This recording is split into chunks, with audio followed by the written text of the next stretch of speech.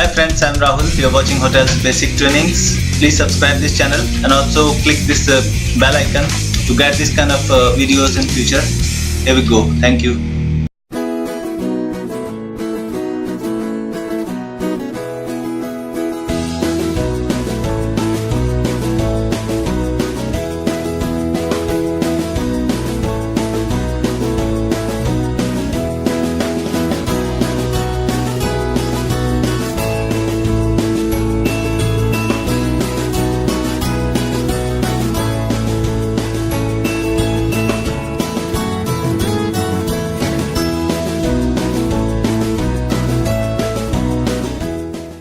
So I'm going to go through the Level 2 award in HACCP.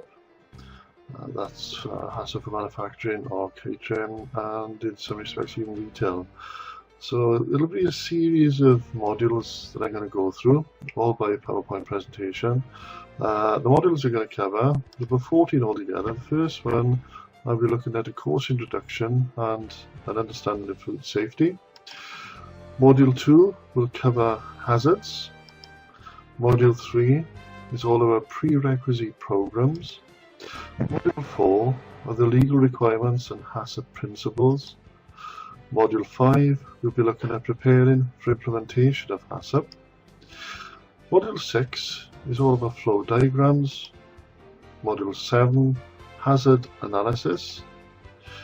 Module 8 control measures. Module 9 critical control points. Module 10, critical limits, target levels and tolerances. Module 11 takes us on to monitoring. Module 12, corrective actions. Module 13, verification. Module 14, documentation. So the course outcomes, there are two lots of course outcomes. At the end of the course, delegates will be able to recognise and define common HACCP terms and state the principles of HACCP, and that's how you pronounce it, is HACCP, although there's no A after the second C before P. Recognise the need for a systematic approach for food safety management. Outline the stages involved in implementing HACCP.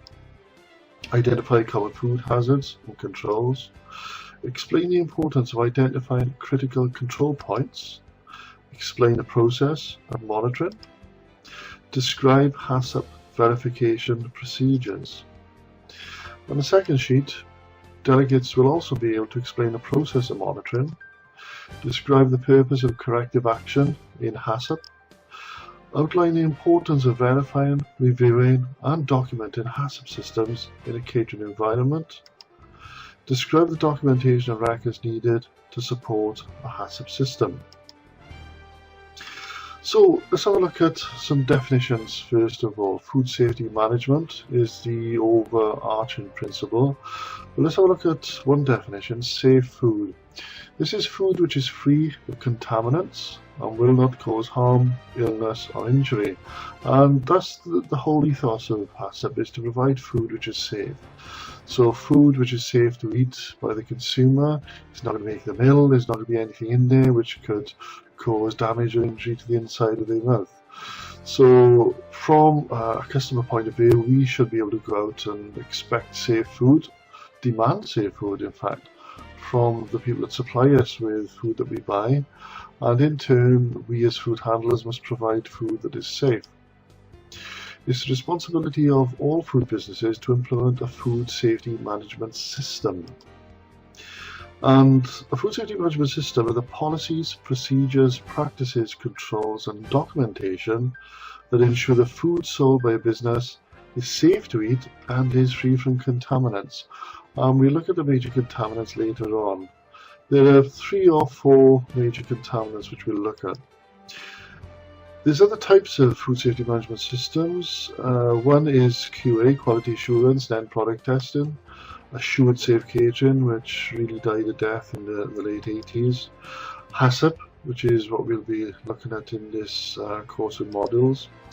Safer Food, Better Business, which along with safe catering and cook safe, individual HACCP systems developed for smaller businesses. NI is Northern Ireland, Cooksafe Scotland.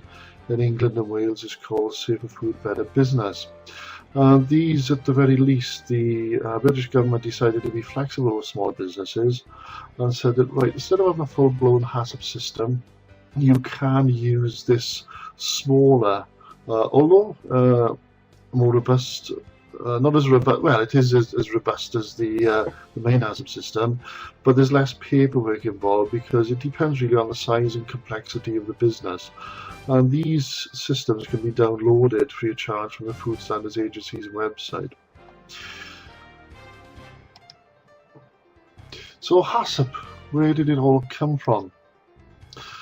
HACCP stands for Hazard Analysis Critical Control Points. There's usually more than one point. Some people say it's hazard critical control point. That's semantics. It's a food safety management system which identifies, evaluates and controls hazards which are significant for food safety. It was commissioned in NASA in 1959 to produce safe food for US astronauts. Because you can imagine if astronauts went into space and had food poisoning, the symptoms of which can be sickness and diarrhea, they'd fill up their spacesuit with their own bodily fluids and probably drown.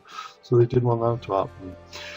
It was a system that was developed from the jet engine fighters during the late 40s and early 50s. They developed a system from that and sort of changed it and to make it more flexible for use in the food industry. It was first published in 1973 by the Pillsbury-Dow Corporation.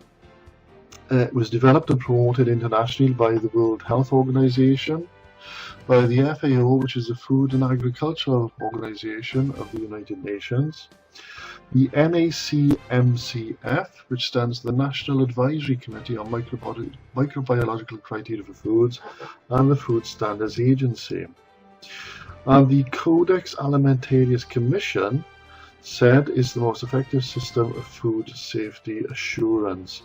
Now, the Codex Alimentarius Commission, CAC, was put together by the WHO and the FAO, and it consists of government officials from every country throughout the world.